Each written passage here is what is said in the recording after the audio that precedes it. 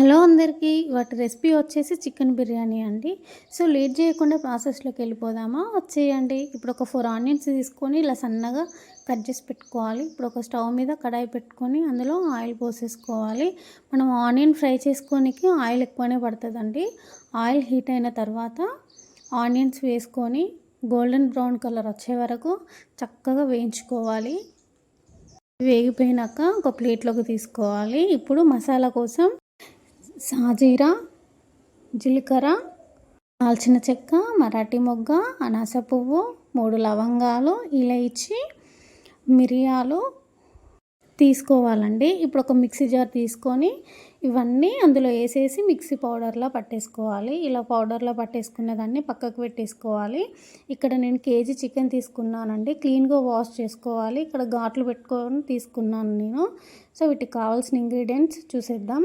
1 table spoon పసుపు వేసుకోవాలి. అలానే టేస్ట్కి సరిపోయిన సాల్ట్ వేసుకోవాలి. 1 టేబుల్ స్పూన్ కారం వేసుకోవాలి.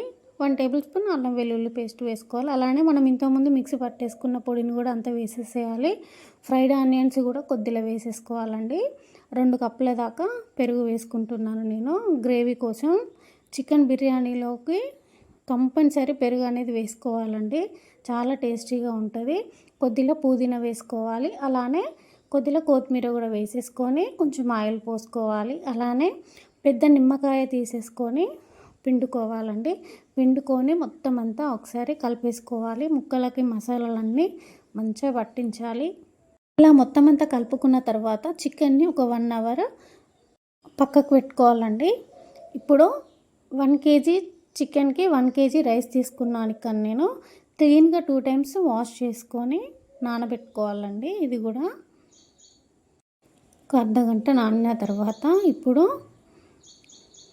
వేసుకుందాము. ఇప్పుడు ఒక స్టవ్ మీద ఒక బౌల్ పెట్టుకొని ఆయిల్ పోసుకొని వేడైన తర్వాత మన బగారా ఇంగ్రీడియంట్స్ అన్నీ వేసేసుకోవాలండి. అలానే 2 కట్ చేసి పెట్టుకున్న పచ్చిమిర్చి, కొంచెం ఆనియన్స్ వేసుకోవాలి. కొన్ని వేసుకోవాలి. పుదీనా కూడా వేసేసుకోవాలి. వేసుకున్న తర్వాత చక్కగా ఫ్రై అయిన తర్వాత మనం ఎసరు అనేది పోసుకోవాలండి. బగారా రైస్లో సాల్ట్ ఎక్కువ ఉంటేనే చాలా బాగుంటుందండి. ఇలా మసులుతుంటే ఇప్పుడు మనం రైస్ వేసేసుకోవాలండి. ఒక 80% కుక్ అయితే సరిపోతుంది. ఇక్కడ చూస్తున్నారు కదా, ఇలా ఉండాలి, సరిపోతుంది. మనం దించేసుకొని ఇప్పుడు చికెన్లో వేసేసుకోవడమేనండి. చికెన్ చక్కగా మ్యారినేట్ అయిపోయింది ఒక 1 అవర్. ఇట్లా పైన అంతా రైస్ వేసేసుకోవాలి. కొద్దిగా ఫ్రైడ్ ఆనియన్స్ వేసుకోవాలి. అలానే కొద్దిగా కొత్తిమీర, అలానే పుదీనా కూడా వేసేసుకోవాలి. ఇవి వేసేసుకున్న తర్వాత కొంచెం ఆయిల్ పోసేసుకోవాలి.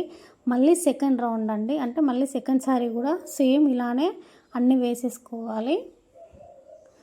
ఇలా వేసుకున్న తర్వాత ఒక 40 మినిట్స్ స్టవ్ మీద పెట్టి ఉంచాలండి. చక్కగా మన బిర్యానీ అనేది రెడీ అయిపోతుంది. చాలా చాలా టేస్టీగా ఉంటుందండి. తప్పకుండా ట్రై చేయండి మీరు. ఈ వీడియో కనుక మీకు నచ్చినట్లయితే తప్పకుండా లైక్ చేయండి, షేర్ చేయండి, సబ్స్క్రైబ్ చేసుకోవడం మాత్రం మర్చిపోవద్దు.